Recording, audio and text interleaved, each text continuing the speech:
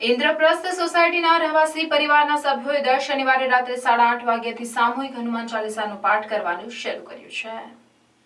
ઇન્દ્રપ્રસ્થ સોસાયટીના રહેવાસી પરિવારના સભ્યોમાં સામૂહિક રીતે સંવાદિતા અને એકતાની લાગણીને પ્રોત્સાહન આપવા અને આપણા સમાજના બાળકોમાં હિન્દુ પરંપરાઓ અને સંસ્કારો વિશે જાગૃતિ લાવવા માટે આયોજન કરાઈ રહ્યું છે, જે અંતર્ગત ગત રાત્રે સામૂહિક હનુમાન ચાલીસા પઠનમાં સોસાયટી પરિવારના તમામ સભ્યો મોટી સંખ્યામાં જોડાયા હતા।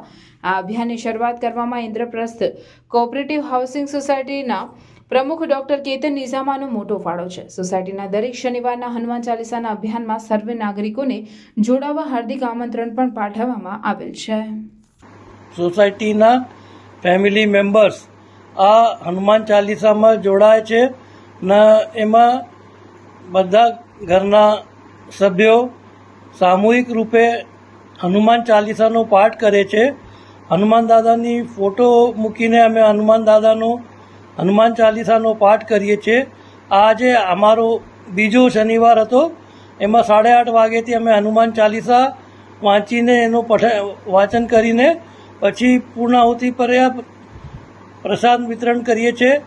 આ એટલે માટે જરૂરી હતો કે અમે એક તો અમારે સોસાયટીના બાળકોને હિન્દુ રીતિ રિવાજ માટે એને અવેરનેસ રહે, એની જાણ રહે ને આપણે જો હિન્દુ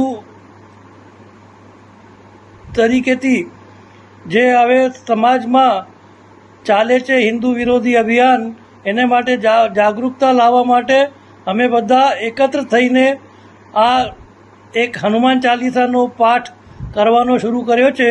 આ બહુ સારી તક છે ને એમાં અમારે સોસાયટીના બધા સભ્ય જોડાયેલા છે, એટલે મેં બધા સોસાયટીના મેમ્બર્સના આભાર પ્રકટ કરું છું ને એમાં કેતનભાઈ નિજામા જે અમારી સોસાયટીના બહુ કાર્યવાહ સેક્રેટરી છે, એનો જો એ પ્રયાસ છે એ બહુ સરાહનીય છે। એને ખૂબ ખૂબ આભાર। જય ભારત, જય માતા કી।